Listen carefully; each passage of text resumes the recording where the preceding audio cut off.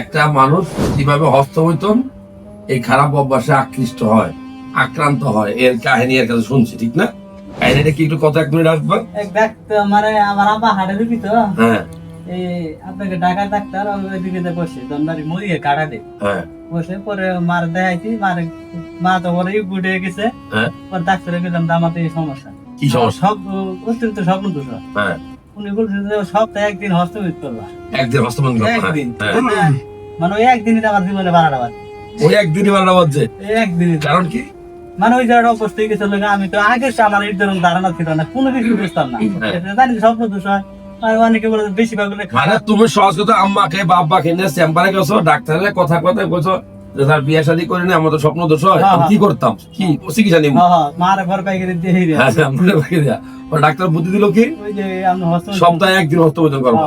আর তুমি ওই যে একবার ধরছো আর এটা আমার যেন ছাড়তে পারো নাই, পরে ছাইরা দিছি 2-3 মাস ধরে। কেমন ছাড়লা?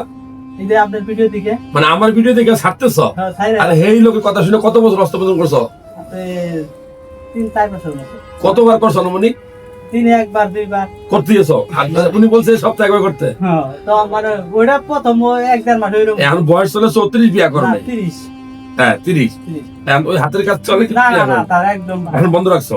আমার ভিডিও দেখা শুরু করছো? এই 2-3 মাস এখানে যেটা জিনিস আমরা করি সবসময় বলি আমি যে হস্তমৈথুন বা মাস্টারবেশন, এটা এই নোংরা ভিডিও দেখা বা বিভিন্ন বন্ধু বান্ধব পালাবেন আমরা শিখি।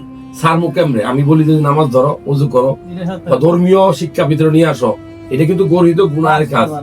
আর আমি বলি ডাক্তার অনেক সময় আপনাকে বলবে যে আপনি 1 দিন 2 দিন করতে পারবেন বা মাসে 4 দিন করতে পারবেন, কিন্তু আমার কথা হলো খারাপ কাজ কেউ যদি একবার ধরে সে কিন্তু ছাড়তে পারে না, যেটা ওর কথায় প্রমাণিত হয়েছে। পরে আমার অনেক কষ্ট হয়েছে, ঠিক আছে, অনেক মানে। এখন একটা কথা বলি, এখন কিন্তু তুমি সব বুঝো, সব বুঝি, তোমার সব চলেও গেছে, এটাও বুঝো। এটা বুঝি। এখন তুমি বিয়ে করতে আর 1টা দিনও দেরি করো না, যত তাড়াতাড়ি পারবা গ্রামের একটা নর্মাল মেয়েকে তুমি বিয়ে করবা, ঘর সংসার করবা। কারণ 2টা জিনিস কারণে করবে, একটা হলো তোমার ধীরে ধীরে হরমোন কমতেছে, বলা হয় যে মানুষের শরীরে হরমোন তৈরি হয় 18 থেকে 30 বেশি, এখন তুমি 30 পার হয়েছ। আরেকটা হলো শুক্রাণুর কোয়ালিটি কিন্তু এই সময় ভালো থাকে। শুক্রাণুর কোয়ালিটি ভালো কেন দরকার? তুমি যদি বাবা না হইতে পারো ওই বিয়ে করে লাভ নাই, ওই টাইমিং পাস করে কোনো লাভ নাই। এক সময় মানুষ তোমারে বলবে কি যে তুমি আটকরা, বা তোমারে বলবে তুমি একটা দুটো সেগুলো কি নাই।